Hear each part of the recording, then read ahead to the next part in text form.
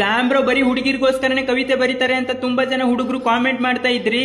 So ಅದಕ್ಕೆ ಇವತ್ತು ಮತ್ತೆ ಹುಡುಗಿರ್ಗೋಸ್ಕರನೇ ಕವಿತೆ ಬರೆದಿದ್ದೀನಿ ಗೈಸ್. ಸುಮ್ನೆ ತಮಾಷೆ ಮಾಡಿದ್ದು ಗೈಸ್. ಈ ಸಲ ಹುಡುಗರಿಗೋಸ್ಕರನೇ ಕವಿತೆ ಬರ್ದಿರೋದು. ಸೊ ಅದಕ್ಕೆ ಎಲ್ಲ ಹುಡುಗರು ನನ್ನ ಕವಿತೆಯನ್ನು ಗಮನವಿಟ್ಟು ಕೇಳಿ.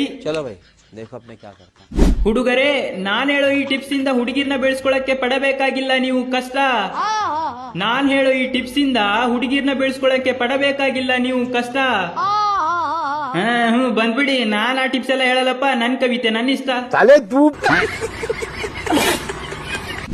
ಸೊ ಗಾಯ್ಸ್, ಮೊನ್ನೆ ನಂದು ಬರ್ತಡೇ ಇತ್ತಲ್ವಾ, ನೀವಂತೂ ವಿಶ್ ಮಾಡಿದ್ದು ಗಾಯ್ಸ್. ಅದರಲ್ಲೂ ಹುಡುಗಿರಂತೂ ಕೇಳಲೇಬೇಡಿ. ಅವರೆಲ್ಲ ದೊಡ್ಡ ದೊಡ್ಡ ಪ್ಯಾರಾಗ್ರಾಫ್ಸ್ ಎಲ್ಲ ಬರೆದು DM ಮಾಡಿ ಕಳಿಸಿದ್ದಾರೆ. ಪಾಪ ಅವ್ರಿಗೇನ್ ಗೊತ್ತು ನಮ್ಗೆ ಅಷ್ಟೆಲ್ಲ ಇಂಗ್ಲಿಷ್ ಓದ್ಲಿಕ್ಕೆ ಬರಲ್ಲ ಅಂತ. ನಾವು ಮೊದ್ಲೇ ಇಂಗ್ಲಿಷ್ ಪಿಕ್ಚರ್ ನ ಸೌಂಡ್ ಕಡಿಮೆ ಮಾಡಿ ನೋಡೋ ಸಾಮಾನ್ಯ ಹುಡುಗರು.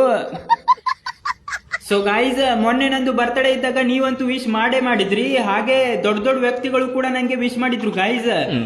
ನಿಮ್ಗೆ ಅಂಬಾನಿ ಗೊತ್ತಾ? ಅಂಬಾನಿ, ಅವರೇ ಜಿಯೋ ಕಂಪ್ನಿ ಓನರ್. ಅವರು ನಂಗೆ ಪರ್ಸನಲ್ ಆಗಿ ಮೆಸೇಜ್ ಮಾಡಿದ್ರು ಗಾಯ್ಸ್. ಅಂದ್ರೆ ಬರ್ತಡೇ ವಿಶ್ ಮಾಡ್ಲಿಕ್ಕಲ್ಲ, ಅದು ಏನಂತ ಅಂದ್ರೆ, ಇನ್ನು 2 ದಿನಗಳಲ್ಲಿ ನಿಮ್ಮ ರೀಚಾರ್ಜ್ ಮುಕ್ತಾಯಗೊಳ್ಳಲಿದೆ, ತಕ್ಷಣವೇ ರೀಚಾರ್ಜ್ ಮಾಡಿ, ಇಲ್ಲದಿದ್ದರೆ ನಿಮ್ಮ ಹೋಗುವ ಮತ್ತು ಬರುವ ಕರೆಗಳನ್ನು ಗುಳುಗುಳು ಮಾಡಲಾಗುವುದು ಅಂತ. ಸಾವು.